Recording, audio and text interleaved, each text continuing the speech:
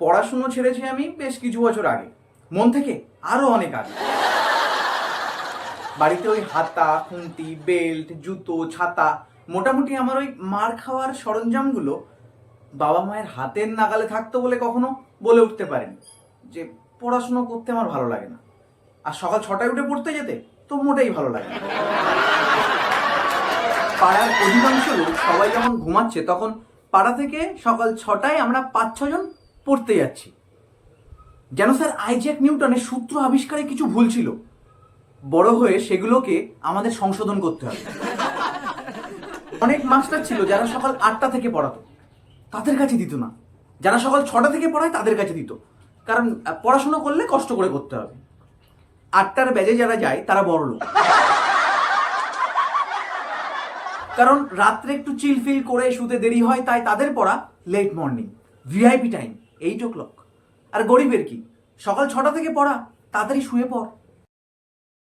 8টার batch শুরু হয় 8:10 কিংবা 15 থেকে, 6টার ব্যাচ 6টা থেকে। পড়াশোনা কিন্তু এত কঠিন বলে মনে হতো না যদি শীতকালে সকাল 6টা থেকে পড়ানো থাকতো। আরে নেচার তো এখন ভালো লাগে, তখন তো খালি ঠান্ডা লাগে। দেখো, পড়তে যেতে যেতে আমি 3 জায়গায় ভিড় লক্ষ্য করতাম।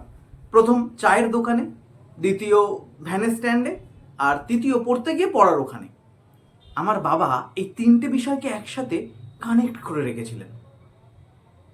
দেখ, সকাল 6টায় তো তোকে উঠতেই হবে, এবার দেখ তুই কি করবি। দেখো, ছোটবেলা থেকে আমি চা খেতে খুব পছন্দ করি, কিন্তু চায়ের দোকানের কাজ আমার মোটেই পছন্দের না।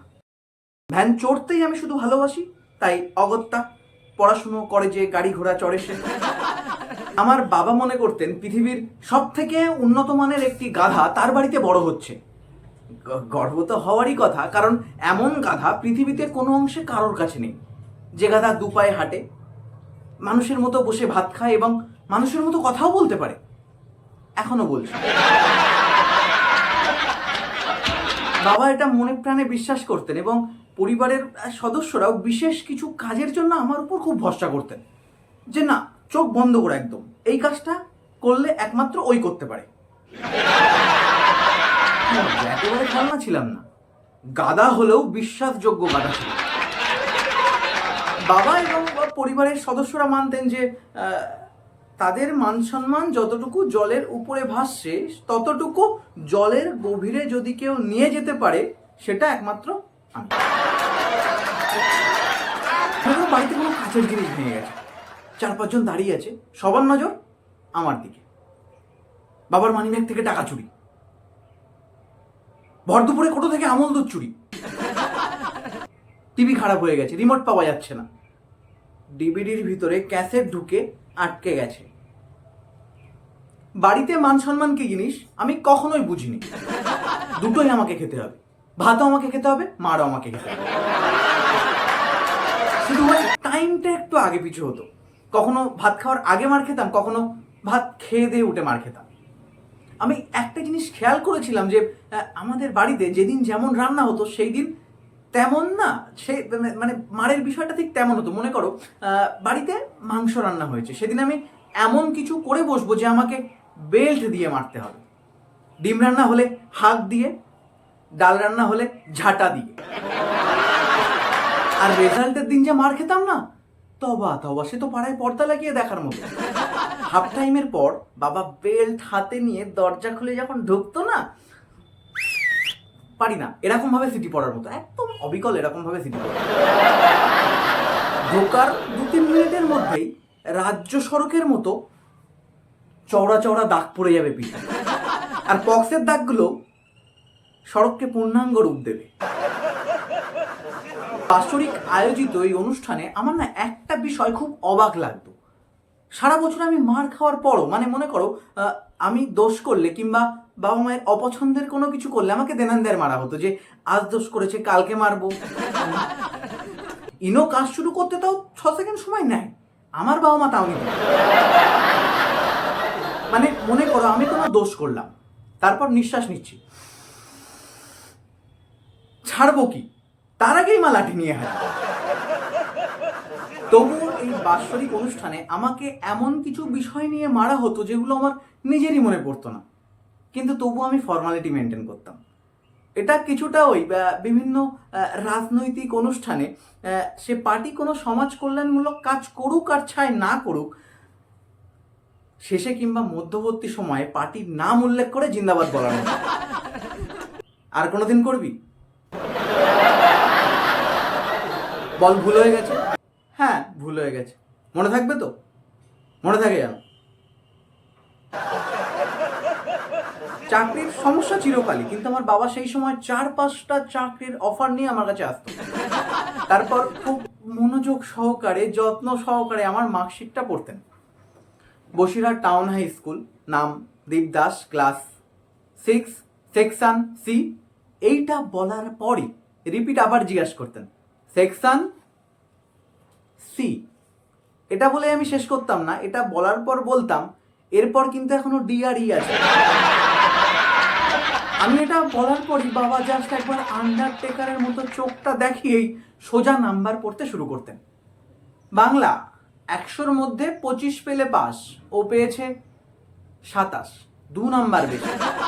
ইংরেজিতে না 1 নাম্বার কম না 1 নাম্বার বেশি, যেটা পেলে পাস সেটাই 25। বাহ, হাততালি! অঙ্কে খুব ভালো রেজাল্ট হয়েছে, 26।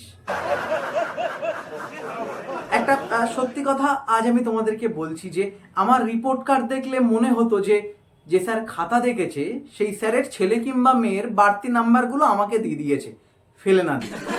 মনে করো স্যারের ছেলে যদি 102 পেয়ে থাকে, ওরা পায়, 2 নাম্বারটা ফেলে না দিয়ে আমাকে দিয়ে। আরে সেই যখন দিচ্ছিলেন স্যার 5-10 নাম্বার না হয় বেশি করেই দিতেন, কারণ আপনিও জানতেন আমিও জানতাম যে ওই নাম্বার পেয়ে আমি এমন কোনো পদ পেয়ে যাব না যে আবার পাস ফেল ফিরিয়ে আনবো, কিংবা আপনার ছেলে মেয়েকে ঘুষ নিয়ে চাকরি দেবো। শুধু মার খাওয়ার হাত থেকে বেঁচে যেতাম স্যার। কারণ কম নাম্বার পেলেই কিংবা ফেল করলেই তো শুধু নেতা কিংবা মন্ত্রী হওয়া যায় না, তাই না? ওই ফিল্ডে সব থেকে যেটা বেশি প্রয়োজন সেটা আপনিও জানেন, একটা লম্বা জীবন। দেখুন, আমারটা অনেকটাই ছোট। আমি খেয়াল করেছিলাম বাবার নাম্বার পড়া শেষ না হতে হতেই পাড়ার একজন সিনিয়র দাদা কিংবা দিদি এসে উপস্থিত হতো। কিরে দীপ, কোথায় গেলি?